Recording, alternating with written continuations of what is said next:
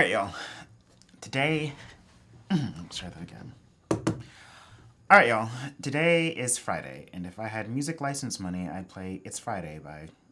You know who it's by. And if you don't, then you may be tuned to watch the show. Anyways, a whole ass bop. Last night, I had happy hour via Zoom with my castmates for the first time.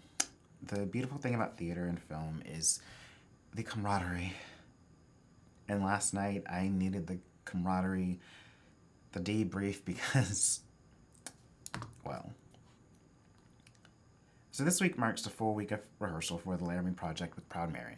And I have to say that because at some point, I had to stop crying, right? Like Monday, we get through casting the gender-blind men's roles, and Tuesday was gender-blind casting the female roles. And then Wednesday, we started a read-through with our roles. We only did the first act on Wednesday, and I was crying by the end of it. Like, yeah. But last night, we finished out the play, Acts 2 and I think Acts 3. At one point towards the end, I had to turn off my camera. Now, luckily, I didn't have any more lines, but still. Here was this deeply traumatic incident in a small town in Wyoming, and all of these different viewpoints on the incident. Some who sympathized with Matthew, and also viewpoints that did not sympathize with him. And how that attack on him affected so many different lives. October 12th, 1998. And also, in doing the play, it's imagining what Matthew Shepard went through. Being diagnosed with HIV that young, and in 1998, when the course of treatment was brutal and just absolutely brutal, and the stigma that surrounded it then was even worse than the stigma that still surrounds it. What's in the stigma? But also, I kept imagining perhaps that feeling he had of just wanting to find someone to love, even if it feels pretend, because back when I was a young gay man, you didn't care if someone lied to you, only if they made the lie believable. How many dangerous situations have I put myself in? What I put my parents through back in my final 2 years of high school, and how easily I could have been killed. And hearing his parents in the second act. It's a heavy play, y'all. But what I also found myself crying about on both nights is how far have we really come? Look, this isn't the Oppression Olympics, but according to the HRC, Human Rights Campaign, 26 transgender people or non-binary people have been killed this year alone. I'm going to spend the remainder of this episode reading their names that the HRC has pulled together on their page. Dustin Parker, 25, was fatally shot in McAlester, Oklahoma, early on New Year's Day. His employers released a statement shortly after his death, remembering Parker as a steadfast friend, an amazing husband, and a father, and generous to a fault. He loved fiercely, worked tirelessly, and took on life with so much hope and enthusiasm that his presence brightened all of our lives. Nulisa Luciano Ruiz was fatally shot in Toa Baja, Puerto Rico on February 24th. According to Metro Puerto Rico, members of her community knew her as humble and noble. Yampi Mendez Arocho, 19, was killed in Moca, Puerto Rico on March 5th. Arocho, a transgender man, shared his love for football and the NBA, donning Miami Heat apparel on social media. The biography line on his Facebook reads simply, "Humility prevails."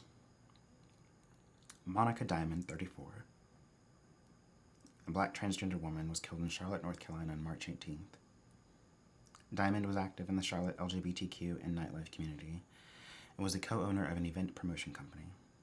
She was also the co-CEO of the International Mother of the Year Pageantry System, a pageant that honors LGBTQ mothers. Lexi, 33, a transgender woman, was killed in Harlem, New York, on March 28th. According to reports, Lexi was fatally stabbed in Harlem River Park. I really looked up to her because of her tolerance and respect, said Lavonia Brooks, a friend of Lexi. Lexi had a beautiful heart. She was very gifted, Brooks also noted that Lexi loved poetry, makeup, and fashion. Joanna Metzger, a transgender woman, was killed in Baltimore, Maryland on April 11th. According to reports, she was visiting a Baltimore recovery center from Pennsylvania at the time. Joanna was known for her love of music and taught herself to play multiple instruments. Serena Angelique Velasquez Ramos, 32, was killed in Puerto Rico on April 21st. Ramos was killed alongside Leila Peleas Sanchez, 21. According to reports, Ramos was visiting the island on vacation and was set to return to her home in Queens, New York at the end of the month. Loved ones are mourning her death, calling her full of life, a happy person, and a sincere friend. On May 1st, 2 men were charged under federal hate crime laws for Ramos' death. Leila Peleas Sanchez, 21, was killed in Puerto Rico on April 21st. Sanchez was killed alongside Serena Angelique Velasquez Ramos. According to reports, Sanchez had recently moved to the island and was living in the Tejas neighborhood in Las Pedras. On May 1st, 2 Puerto Rican men were charged under federal hate crime laws for Sanchez's death. Penelope Diaz Ramirez, a transgendered woman, was killed in Puerto Rico on April 13th. Penelope did not deserve to die. Transgender people do not deserve to die. Every single advocate, ally, elected official, and community member must stand up in light of this horrific news and say, no more. What we are doing is not enough, said Tori Cooper, Human Rights Campaign Director of Community Engagement for the Transgender Justice Initiative. Nina Pop, a transgender woman, was killed in Sikeston, Missouri on May 3rd. She was deeply loved by her family, friends, and community, according to her Facebook page. Hele J. O'Regan, 20, a transgender woman, was killed in San Antonio, Texas on May 6. O'Regan was proud of her trans identity, and on Twitter, she often spoke out against injustice, including the LGBTQ inequality, the prison industrial complex, and the need to decriminalize sex work. Damian Terrell Campbell, 42, has been charged with O'Regan's murder. Tony McDade, a black transgender man, was killed in Tallahassee, Florida on May 27th. His friends and family shared how he was an energetic, giving person with a big heart. Dominique Remy Fells, a black transgender woman, was killed in Philadelphia, Pennsylvania on June 9th. One personal friend posted online, Dom was a unique and beautiful soul who I am lucky to have known personally. I am beside myself right now. We need to fight. We will do more. We will get justice. Rhea Milton, 25-year-old black transgender woman, was killed in Liberty Township, Ohio on June 9th. In March, she posted the status, "Never been scared to struggle. I'm gonna get it eventually." A comment highlighting her resilience and optimism as a person facing a transphobic, misogynist, and racist society. Jane Thompson, a 33-year-old white transgender woman, was killed in Mesa County, Colorado on May 9th. She was killed by a Colorado State Patrol trooper and misgendered in initial news reports. Selena Reyes Hernandez, a 37-year-old transgendered woman, was killed in Chicago on May 31st. We have lost a beloved member of our trans family because of hate. Hate has corrupted our country's soul and that shattered lives and futures every day, said Tori Cooper, Human Rights Campaign Director of Community Engagement for the Transgender Justice Initiative. Brian Egypt Powers, a 43-year-old black transgendered person, was killed in Akron, Ohio on June 13th. Powers worked at a local catering company and is remembered for wearing long, colorful braids, unicorn braids as Powers called them. Brayla Stone, a 17-year-old black transgender girl, was found killed in Little Rock, Arkansas on June 25th. Brayla Stone was a child just beginning to live her life. A childhood trans experience, a black girl, a person who had hopes and dreams, plans, and community, said Tori Cooper, Human Rights Campaign Director of Community Engagement for the Transgender Justice Initiative. Mercy Mack, a 22-year-old black transgender woman, was killed in Dallas, Texas on June 30th. Her loved one shared how beautiful of a friend she was. On her social media, she had recently posted that she enjoyed baking and that she was looking forward to returning to work. On July 8th, a man was arrested on a murder charge in connection to her death. Shaki Peters, a 32-year-old black transgendered woman, was killed in Amite City, Louisiana on July 1st.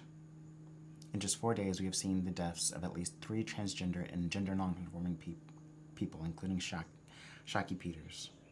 This horrific spike in violence against our community must be an urgent call to action for every single person in this nation, said Tori Cooper, Director of Community Engagement for the Human Rights Campaign Trans Justice Initiative. Bree Black, a 27-year-old black transgendered woman, was killed in Pompano Beach, Florida on July 3rd. Summer Taylor, a white non-binary person, was in Seattle, Washington on July 4th. Taylor was participating in the Black Femme March in solidarity with Black Lives Matter and against police brutality. Taylor worked full-time at Urban Animal and Veterinary Hospital. Marilyn Cesares was a transgender Latina killed in Brawley, California. Mindy Garcia, an aunt of Cesares, said she loved to sing and dance and never bothered anyone. Dior H. Ova, who some reports identify as Tiffany Harris, a black transgendered woman, was killed in the Bronx, New York. According to her Facebook, Ova loved fashion, listing her career as a personal shopper and posting photos with luxury fashion brands that she loved. Kiasha D. Hardy, a 22-year-old black transgendered woman, was killed in Baton Rouge, Louisiana on July 27th. Hardy, a hairstylist, was extremely loved by her community. Friends and loved ones describe her as loyal, loving, always smiling, the life of all parties, and truly one of a kind. Aja Raquel Roan Spears, who sometimes used the name Rocky Roan, a black transgender woman, was killed in Portland, Oregon on July 28th. According to Facebook, she studied at the University of Nevada, Las Vegas, and was the owner and founder of International Barbie, a Portland-based clothing brand.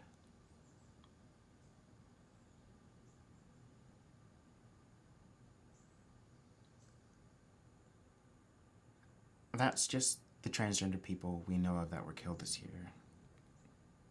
I feel powerless to stop any of it.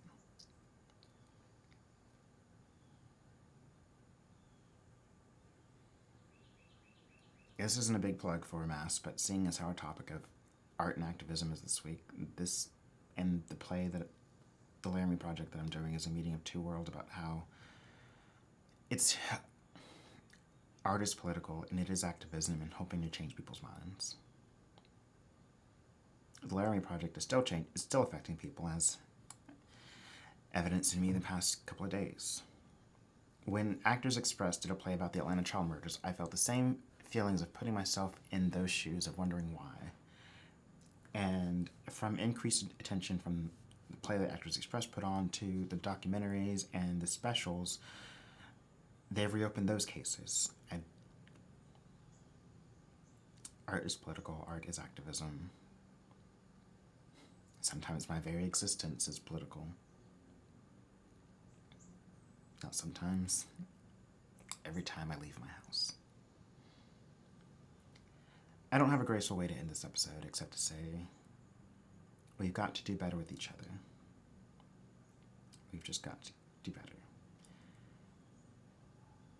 And I guess that in itself is part of bearing the lightness of being. I love you all. I hope you have a wonderful weekend, and I will see you all next week.